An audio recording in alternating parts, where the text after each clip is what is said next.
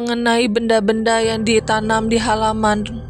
Rupanya Pak Sartiman juga sudah menemukan dan membakarnya.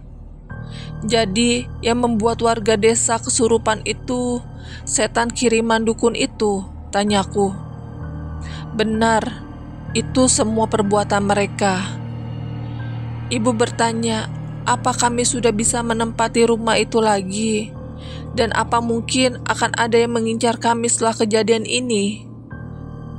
Pak Sartiman menjawab bahwa dibakarnya balung mayit seharusnya membuat dukun-dukun itu menerima imbasnya. Dari penjelasan Pak Sartiman, sepertinya ia sudah memvalidasi hal itu, namun ia tidak ingin memberitahu caranya. Setidaknya ia ingin agar kami bisa tenang. Mas Mukti tidurnya lama banget. Gendis takut. Mas Mukti mimpi apa selama itu? Tanya Gendis. Aku mengingat apa yang terjadi saat tidak tersadar dan menceritakannya pada Pak Sartiman.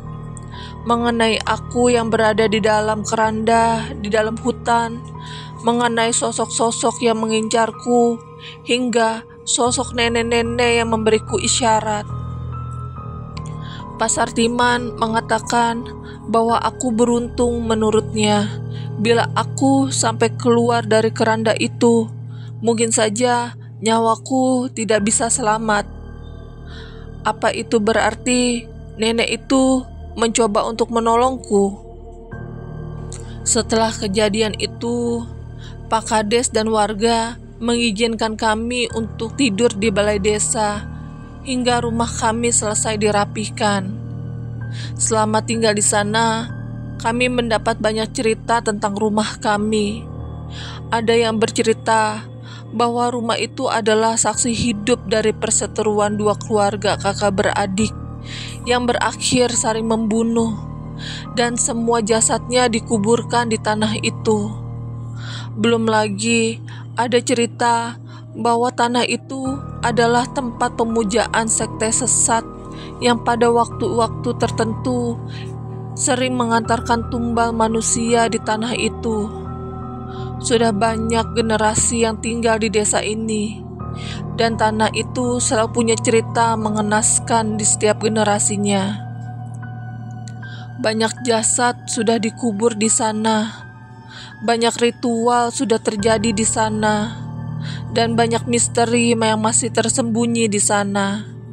Yang pasti, tanah ini sangat tidak layak untuk dihuni oleh manusia. Setelah lulus SMA, aku mendapat pekerjaan dari seorang juragan di kota untuk mengantar hasil desa ke kota. Awalnya, aku hanya dibayar serabutan.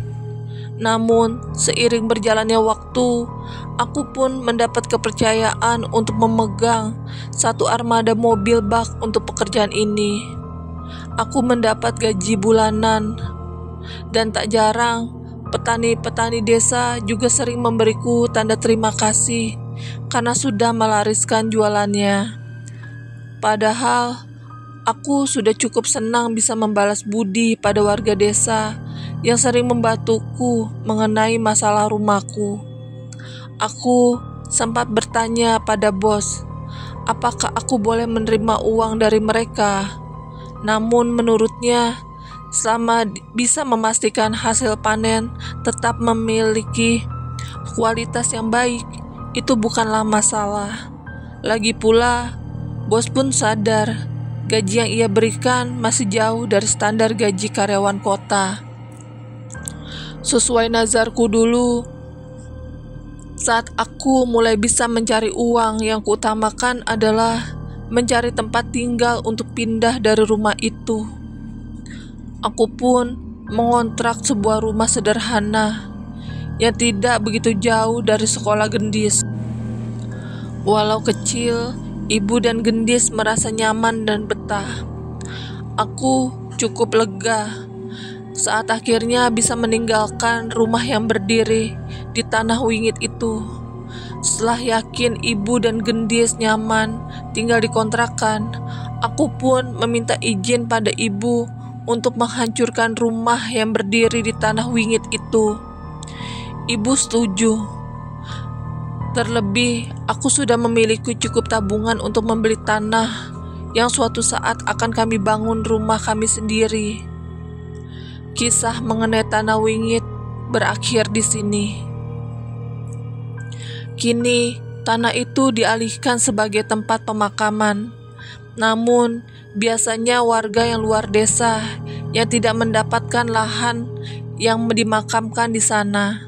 Sedangkan warga desa sendiri masih takut memanfaatkan lahan itu untuk memakamkan kerabatnya. Walau begitu, sampai saat ini aku tidak pernah mendengar cerita menyeramkan lagi tentang tanah wingit. Entah memang sudah tidak ada, atau memang aku yang sudah tidak pernah mencoba untuk mendekatnya lagi.